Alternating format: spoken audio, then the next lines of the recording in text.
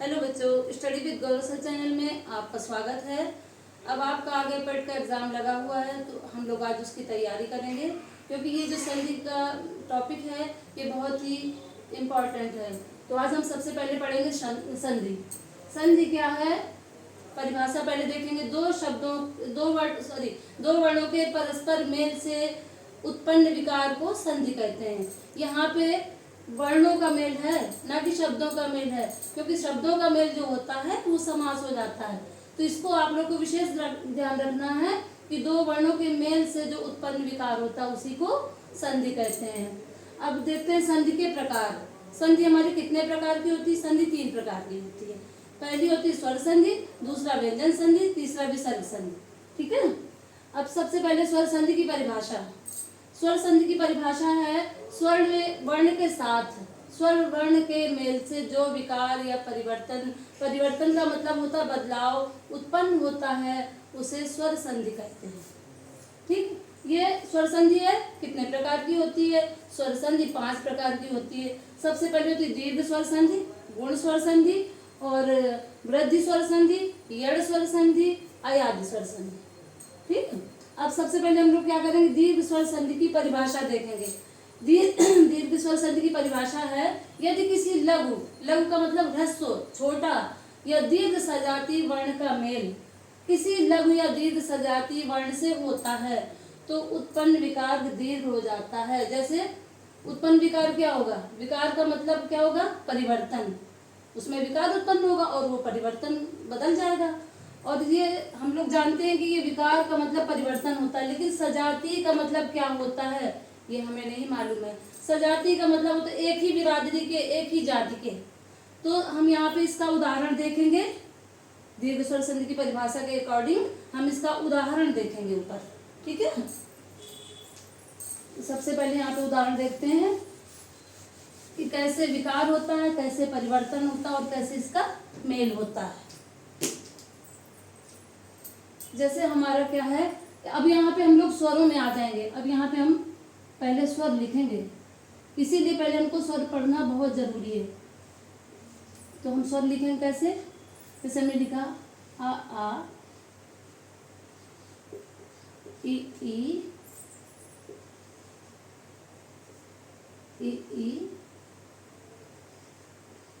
उ री ए ओ औ। अब ये हमारे 11 स्वर हो गए। ठीक है, अब इसमें क्या है, एक ही परिवार, ये क्या बता रहा है? सजाती, एक ही बिरादरी के, एक ही जाति के। सजाती में क्या है हमारा? ये हो गया, ये हो गया, ये हो गया, ई हो गया, उ हो गया। ये हमारे 5 जोड़े दिख रहे हैं। ठीक है, ये 5 जोड़े हैं एक ही बिरादरी के, एक ही परिवार के। तो इसमें क्या है, क्या कहा गया परिभाषा में? ह्रस्व या दीर्घ, यही तो बताया गया कि ह्रस्व या दीर्घ। लघु माने छोटा, ह्रस्व में छोटा। तो ये क्या है हमारा? एक परिवार हो गया। ये ह्रस्व है, ये दीर्घ हो गया। ये ह्रस्व, ये दीर्घ, ये ह्रस्व, ये दीर्घ, ह्रस्व दीर्घ। तो हमारे और ये क्या है? दोनों दीर्घ हैं। तो ये दीर्घ तो कहा नहीं गया इसमें, तो इनको हम अलग कर देते हैं। ठीक है, ये भी दीर्घ, ये भी दीर्घ, ये भी अलग हो गया। अब ये री बचा, ये अकेला है, इसका भी काम खत्म। तो ये क्या है? आ ई उ, बस यही है। इन्हीं तीनों से हमें स्वर संधि के उदाहरण देखने हैं। तो आइए देखते हैं उदाहरण।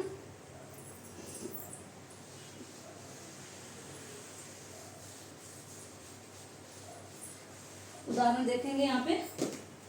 जैसे हमने लिखा वार्ता प्लस आलाप। ठीक है, वार्ता प्लस आलाप। अब यहाँ पे क्या है, इससे हमें पता चल रहा है प्रथम शब्द का अंतिम वर्ण और द्वितीय शब्द का प्रथम वर्ण। ये प्रथम शब्द का अंतिम वर्ण, इसको देखेंगे, और ये द्वितीय शब्द का प्रथम वर्ण। तो यहाँ पे क्या आ रहा? वार्ता बड़ा आ रहा है, तो इसको लिखेंगे बड़ा आ। अब यहाँ पे बड़ा है, आ मिलकर क्या हो जाता है? दीर्घ हो जाता है। चाहे देखिए, चाहे छोटा प्लस छोटा प्लस छोटा होगा, और चाहे बड़ा प्लस बड़ा होगा, और चाहे छोटा प्लस बड़ा होगा, और चाहे यहाँ पे बड़ा प्लस छोटा होगा सबका विकार या सबका परिवर्तन दीर्घ ही होगा, बनेगा इसका रूप दीर्घ। ठीक है, तो ये दीर्घ ही बनेगा। तो अब यहाँ पे इसको कैसे लिखेंगे, ये समझ में आ गया होगा आप लोग को। अब ये जो आ है और ये आ है, दोनों का मेल हुआ, इसमें विकार उत्पन्न हुआ, विकार उत्पन्न होकर क्या बना, दीर्घ स्वर आ। तो इसको हम कैसे लिखेंगे, वार्ता प्लस आलाप को लिखेंगे वार्तालाप, ये हो जाएगा हमारा वार्तालाप। अब आगे दूसरा देखते हैं, दूसरा उदाहरण देखेंगे इसका, चरण प्लस अमृत। अब दूसरा उदाहरण है चरण प्लस अमृत। अब यहाँ पे क्या है, यहाँ पे ड़ा है और यहाँ पे क्या है, छोटा आ है, छोटा आ प्लस, अब ये भी छोटा आ है, तो क्या बताया आपको, छोटा छोटा बड़ा हो जाता है और बड़ा बड़ा बड़ा होता है, यानी दीर्घ रूप हो जाता है। तो ये दोनों छोटे छोटे हैं, तो इनका रूप हो जाएगा दीर्घ, इनमें चेंज हुआ, परिवर्तन हुआ, बदलाव आया और आ बन गया, दीर्घ आ बन गया। तो इसको यहाँ पे दोनों आ मिला के ये दीर्घ रूप यहाँ पे आ जाएगा चरणामृत, चरणामृत, ये हो जाएगा हमारा चरणामृत। ठीक, अगला उदाहरण देख लेंगे, देव प्लस आगमन, देव प्लस आगमन। अब यहाँ पे क्या है, यहाँ पे यहाँ भी छोटा आ गया, यहाँ पे छोटा हो गया और ये क्या है हमारा बड़ा। अगर हमको यहाँ कुछ समझ में नहीं आता तो समझ लीजिए यहाँ पे आ छिपा है, यहाँ स्वर छिपा है, तो ये आ प्लस आ। अब इनका दीर्घ रूप को क्या हो जाएगा, आ हो जाएगा, क्योंकि हमारी परिभाषा से हमें ज्ञात होता है कि जब ह्रस्व हो या लघु हो चाहे दीर्घ हो तो उसका विकार क्या होता है, परिवर्तन आ ही होता है, दीर्घ रूप ही होता है। तो ये क्या हो जाएगा, देव प्लस आगमन बराबर देवागमन, देवागमन। ठीक है, अब इसके बाद हम लोग किसके उदाहरण देखेंगे, ई के। अब यहाँ पे हम लोग देखेंगे ई के उदाहरण। तो ये क्या है, नदीश, इसमें भी वही चीज है, कपीश,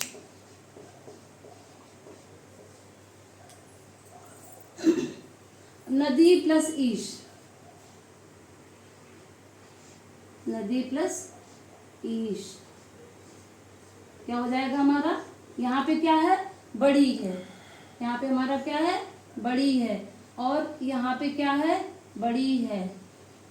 तो इनमें जो विकार हुआ, परिवर्तन हुआ, तो क्या दीर्घ रूप आया, ई, ये ई आ गया, और इसको क्या कर देंगे, नदी प्लस ईश बराबर इक्वल नदीश। इसमें भी वही चीज है, इसमें भी वही करेंगे, चाहे ई प्लस ई हो, चाहे बड़ी प्लस छोटी हो, चाहे छोटी प्लस बड़ी हो, और चाहे बड़ी प्लस बड़ी हो, तो दोनों इन सब का विकार या दीर्घ रूप क्या हो जाएगा, बड़ी ई ही बनेगा। ठीक है, तो इसका भी वही चीज है। इसका एक और उदाहरण देखेंगे, जैसे गिरि प्लस ईश, गिरि प्लस ईश। अब इसमें भी वही चीज है, गिरि प्लस ईश, यहाँ भी छोटी है, यहाँ बड़ी है, यहाँ छोटी है और यहाँ पे बड़ी है, तो इन दोनों में विकार हुआ, परिवर्तन हुआ, और यहाँ पे क्या हो गया, यहाँ पे हो गया हमारा बड़ी, ये दीर्घ रूप बन गया। तो गिरि प्लस ईश इक्वल गिरीश। ठीक है, गिरीश। तो ये ई के उदाहरण हो गए। अब हम आगे देखेंगे ऊ के उदाहरण। अब यहाँ पे आगे देखेंगे ऊ के उदाहरण। यहाँ भी वही चीज है, अगर ऊ प्लस ऊ है, ऊ प्लस ऊ, तो दीर्घ रूप हो जाएगा। चाहे यहाँ पे बड़ा ऊ प्लस बड़ा ऊ हो, चाहे बड़ा ऊ प्लस छोटा ऊ हो, प्लस ऊ, या बड़ा ऊ प्लस ऊ प्लस बड़ा ऊ। ठीक, तो इनका भी वही विकार होगा, परिवर्तन होगा, तो क्या हो जाएगा, ये भी दीर्घ रूप हो जाएगा। तो इसका उदाहरण क्या है, लघु प्लस उत्तर। इसका भी उदाहरण देखेंगे, लघु प्लस उत्तर। अब यहाँ पे क्या है, यहाँ पे हमारा छोटा ऊ आ रहा है और यहाँ भी छोटा ऊ आ रहा है, तो इन दोनों को मेल होने पे जो विकार होगा, परिवर्तन होगा, उससे क्या बनेगा, हमारा दीर्घ रूप बड़ा ऊ बन जाएगा। तो ये फिर कैसे लिखेंगे, लघु प्लस उत्तर, लघु उत्तर, लघु उत्तर। ठीक है, एक और उदाहरण इसका देख लेते हैं। मतलब ये इससे आप लोग को समझना अच्छे से कि ये क्या है, आ का मेल हुआ और ई, जहां पे यही वर्ण आएंगे तभी हमारी दीर्घ स्वर संधि ऐसे बनाई जाएगी। ठीक है, अब हम लिखेंगे अम्बु प्लस उर्मी, अम्बु प्लस उर्मी। अब यहाँ भी वही छोटा ऊ है, यहाँ भी छोटा ऊ है और यहाँ ऊ है, तो इन दोनों का मेल हुआ, इसमें जो विकार हुआ या परिवर्तन हुआ तो क्या बना, इसका दीर्घ रूप बन गया। ठीक, तो ये क्या करेंगे, कैसे लिखेंगे इसको, अम्बु प्लस उर्मी को अम्बूर्मी।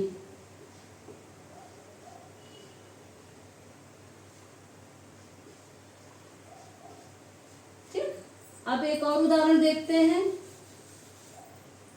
इसका ऊ का एक और उदाहरण देखते हैं, भानु प्लस उदय,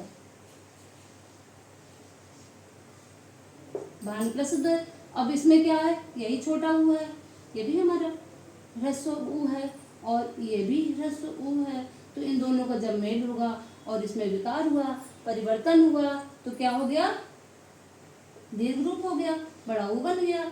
तो इसी तरह से हम लोग इसको पढ़ेंगे, भानु प्लस उदय बराबर भानुदय।